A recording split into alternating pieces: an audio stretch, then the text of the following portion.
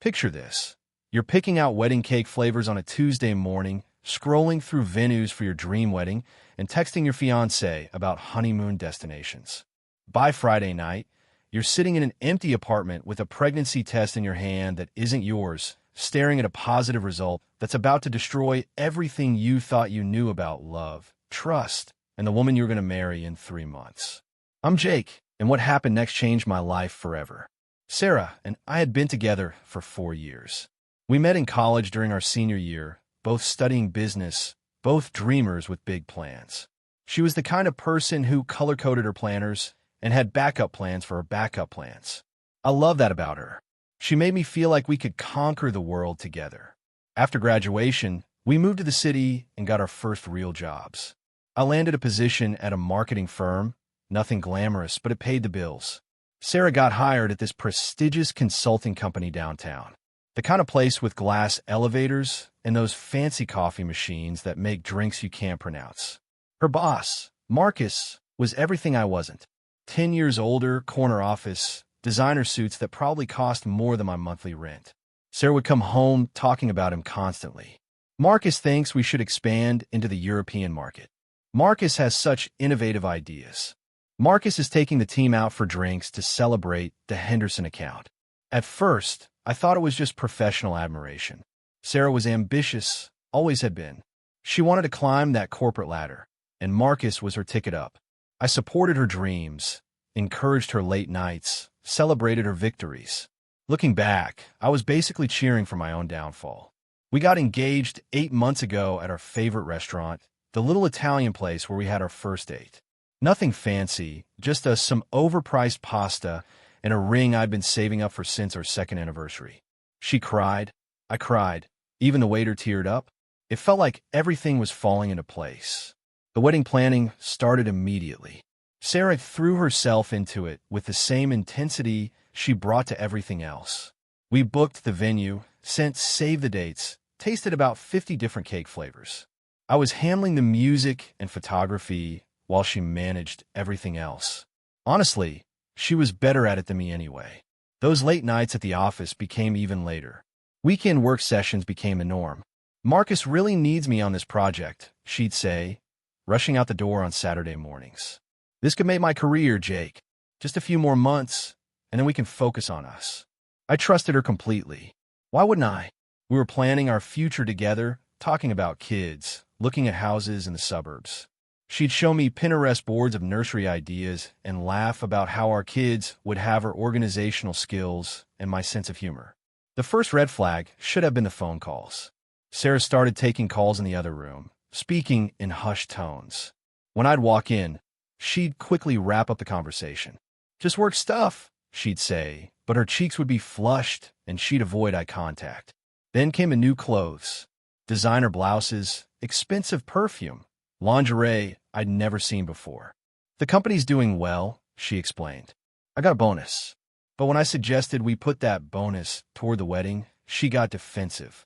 Said she deserved to treat herself after working so hard. The working dinners increased. 3, sometimes 4 nights a week, Sarah wouldn't come home until after 10. She'd smell like expensive restaurants and that cologne Marcus wore. I'd met him at a few company events, and the guy practically bathed in the stuff. Why don't I ever get invited to these work dinners? I asked one night, trying to keep my tone light. You'd be bored to tears, she laughed, but there was something forced about it. It's all shop talk and industry gossip. Plus, Marcus thinks it's important for the team to bond without outside influences. Outside influences. That's what I was now, apparently.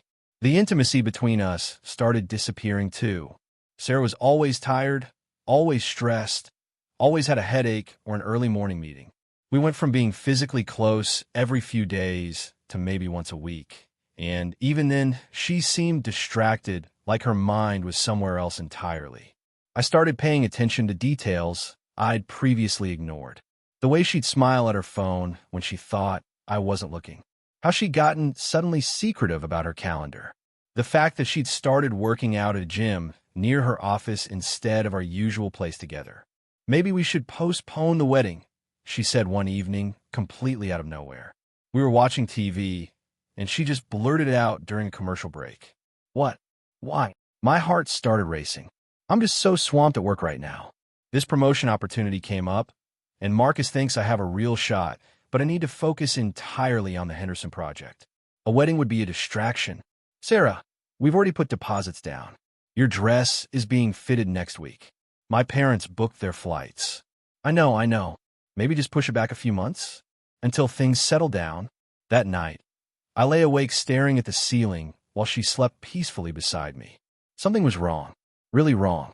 And for the first time in 4 years, I started questioning everything. The breaking point came on a Thursday. Sarah had said she was working late again, another crucial presentation for Marcus. But when I drove past her office building around 9 p.m., her car wasn't in the parking garage where she always parked. I circled the block 3 times, thinking maybe I'd missed it, but no. Her car was nowhere to be found. I called her phone, straight to voicemail. Texted her. No response. She came home after midnight, hair slightly disheveled, makeup smudged. The presentation ran so late, she said quickly, heading straight for the shower. Marcus ordered pizza for everyone, and you know how these things go. But I'd seen the same blouse in the laundry basket 2 days ago. And since when did Marcus order pizza for late-night presentations? The man probably thought pizza was something poor people ate. The pregnancy test changed everything. I found on a random Tuesday morning while looking for my contact solution in our bathroom cabinet. Sarah had already left for work or wherever she was actually going. The test was shoved behind some old prescription bottles, like she tried to hide it, but didn't think I'd ever look there. 2 pink lines. Unmistakably positive. My first emotion was pure joy. Sarah was pregnant. We were going to have a baby. Then reality hit like a freight train. We hadn't been intimate in over a month. Not once. I've been trying to initiate, and she'd been finding excuses every single time. I sat on our bathroom floor for I don't know how long, just staring at that little plastic stick. My mind raced through every possibility, every excuse I could make for her, every way this could somehow be innocent. Maybe it was old. Maybe it was a friend's. Maybe I was losing my mind. But deep down I knew. I'd known for weeks, maybe months. I just hadn't wanted to face it. I called in sick to work and spent the day like a detective in my own life. I went through Sarah's things, something I'd never done before, something that went against every principle I believed in about trust and privacy. But desperation makes you do things you never thought you would. In her dresser drawer, underneath some scarves I'd never seen her wear, I found receipts. Hotel receipts. The Meridian downtown, the fancy place with the rooftop restaurant. Multiple receipts over the past 3 months, always during those late work sessions. In her laptop, she'd forgotten to log out of her personal email. I found the messages. Hundreds of them. Can't wait to hold you again. Last night was incredible. I love how you taste. When are you going to leave him? When are you going to leave him? That phrase hit me like a physical blow. I wasn't just being cheated on. I was being planned around, discussed. They were making decisions about my future without me even knowing it. The final message was from just 2 days ago. We need to talk about the baby. I want you to tell him soon. I can't keep pretending much longer. I printed everything. Every email, every receipt, every piece of evidence of their affair. Then I sat in our living room, surrounded by the debris of our relationship, and waited for Sarah to come home. She walked in around 7, earlier than usual, with that same fake smile she'd been wearing for months. "Hey, babe, how was your day?" she asked, setting down her purse and heading to the kitchen like nothing had changed. "Interesting," I said, not moving from the couch. "I learned some fascinating things today." Something in my voice must have warned her because she froze halfway to the refrigerator. "Jake, what's wrong?" I held up the pregnancy test. "Congratulations." The color drained from her face. For a moment, neither of us spoke. Then she tried to lie, even then, even caught red-handed. "Jake, I can explain. I was going to tell you. I just found out myself." "Cut the bullshit, Sarah." I'd never spoken to her like that before, but then again, she'd never betrayed me like this before. "I know about Marcus. I know about the hotels. I know about everything." She started crying then, but they weren't tears of remorse. They were tears of someone caught, someone whose carefully constructed lies were crumbling around her. "It just happened," she sobbed. "I never meant for it to go this far. It was just a few times, and then..." A few times? Sarah, you've been screwing your boss for months. You've been planning to leave me for months. Don't insult what little intelligence you think I have left. That night, while Sarah cried herself to sleep in our bedroom, I made my plan. I wasn't going to scream, wasn't going to cause a scene, wasn't going to beg her to choose me over Marcus. I had more self-respect than that. But I also wasn't going to make this easy for them. The next morning, I called in sick again. As soon as Sarah left for work, kissing me on the cheek like nothing had happened, which somehow made it worse, I got to work. First stop, the wedding venue. I canceled everything. The reception hall, the catering, the flowers, the band. Some vendors were understanding when I explained there had been a change in circumstances. Others charged me cancellation fees that would normally have bankrupted me. But I've been saving for our honeymoon, and that money had just found a new purpose. I kept the receipts for everything. Sarah was going to reimburse me for every penny. Next, I called the landlord. Our apartment lease was in both our names, but I've been the one paying rent for the past 6 months while Sarah saved for the wedding. I gave 30 days notice and arranged to break the lease. The security deposit would cover most of the fees. Then came the really satisfying part. I called Sarah's parents. Her dad answered. "Hi, Mr. Peterson. It's Jake. I need to tell you something about the wedding." I didn't tell them about the affair. That wasn't my story to tell, but I did say that Sarah had decided she wasn't ready for marriage and that we were canceling the wedding. Her mother got on the phone, confused and upset, asking if this was some kind of misunderstanding. "I'm sorry, Mrs. Peterson. Sarah can explain everything when she's ready." I called my own parents next, then my brother, then started working through our guest list. Each conversation was harder than the last, but also somehow liberating. I wasn't covering for Sarah anymore, wasn't protecting her reputation, wasn't making excuses for her choices. By 3 p.m., I'd returned the tuxedo rentals, canceled the honeymoon reservations, and closed our joint bank account, transferring my contributions to my personal account and leaving hers exactly as it was. The hardest part was packing. For years of shared life doesn't fit neatly into boxes. Every photo, every gift, every little memento had to be sorted into mine, hers, or ours. The ours pile was heartbreakingly small. I left her engagement ring on the kitchen counter with a note, "For your other fiancé." Then I loaded everything I owned into my car and drove to my brother's place across town. He'd always thought Sarah was too high maintenance anyway, but he was smart enough not to say "I told you so" when I showed up with my entire life crammed into garbage bags. "You can stay here as long as you need," he said, helping me carry everything upstairs. "What are you going to do about work?" That's when I realized I had options I'd never considered before. My marketing firm had been trying to get me to transfer to their Seattle office for months. More money, better opportunities, a chance to start fresh. I'd always said no because Sarah's career was here, her life was here. Well, Sarah's life could stay here. Mine was going somewhere else. I called my boss from my brother's kitchen and accepted the transfer. They needed me to start in 2 weeks, which was perfect timing.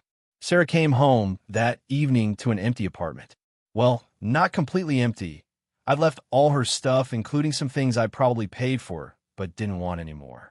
But my presence was gone entirely, like I'd never existed there at all. She called me 73 times that night. I know because I counted. I didn't answer any of them.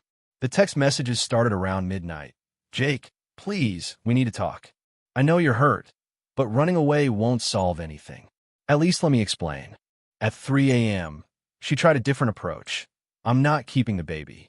I'll get rid of it, and we can work this out." That message told me everything I needed to know about who Sarah really was. She was willing to end a pregnancy just to avoid the consequences of her choices. Not because she didn't want children, but because it was inconvenient to her plan to win me back. I blocked her number. Marcus tried calling me the next day. I let that one go to voicemail just so I could hear what he had to say. His voice was smooth, professional, like he was negotiating a business deal. "Jake, I think there's been a misunderstanding. Sarah and I work closely together, and sometimes these situations get complicated. I'd like to meet and discuss this man-to-man." I deleted the message without responding. There was nothing to discuss.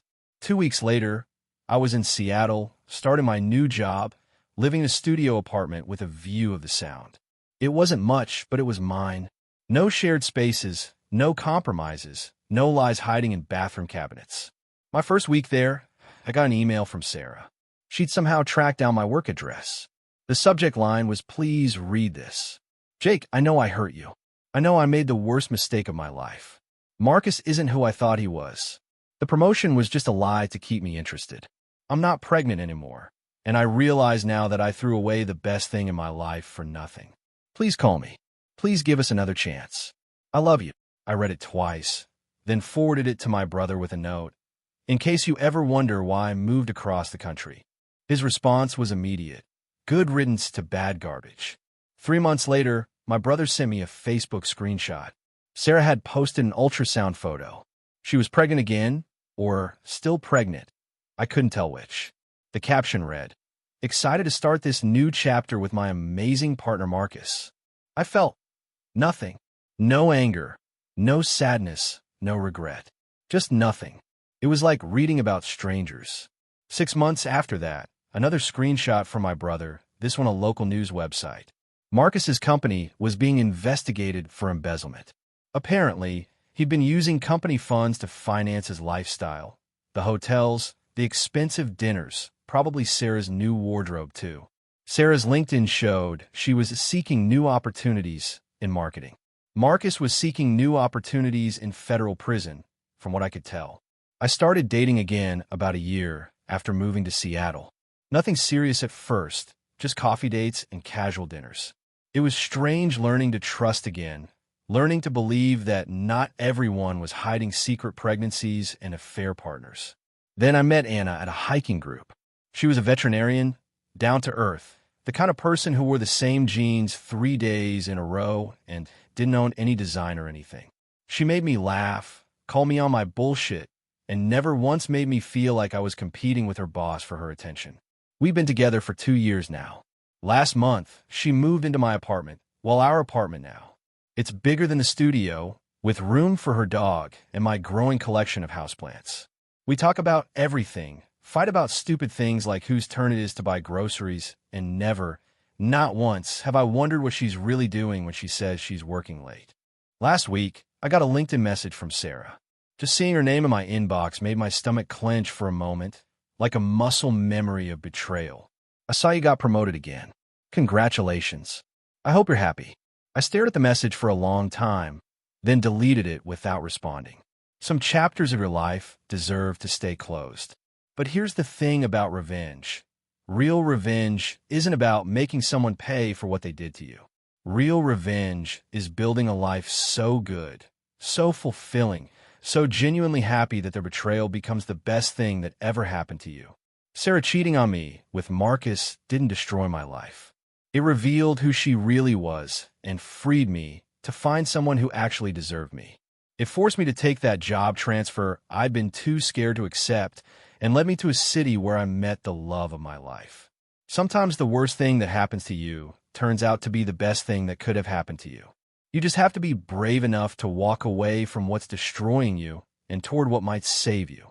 The revenge wasn't in the dramatic exit or the canceled wedding or even in watching their relationship implode under the weight of embezzlement charges. The revenge was in refusing to let their betrayal define my worth, in choosing to believe I deserve better, and in being right about that. So if you're going through something similar right now, if you found that pregnancy test, if you've seen those hotel receipts, if you know in your gut that something's wrong but you're too scared to face it, let me tell you something. You're stronger than you think you are, and you deserve better than you're getting. Don't stay out of fear. Don't stay out of convenience. Don't stay because it's easier than starting over. Sometimes the bravest thing you can do is pack up your life, cancel the wedding, and disappear into a future that's actually meant for you. The person who's right for you won't make you question your worth, won't make you compete for their attention, and definitely won't leave pregnancy tests lying around from their affair with their boss. Trust me on this one. I learned it the hard way, but I learned it well. If this story resonated with you, hit that like button and subscribe to Ultimate Family Dramas for more real stories about love, betrayal, and the courage to start over. And remember, your story doesn't end with someone else's betrayal. Sometimes it's just getting started. Until next time, keep choosing yourself. You're worth it.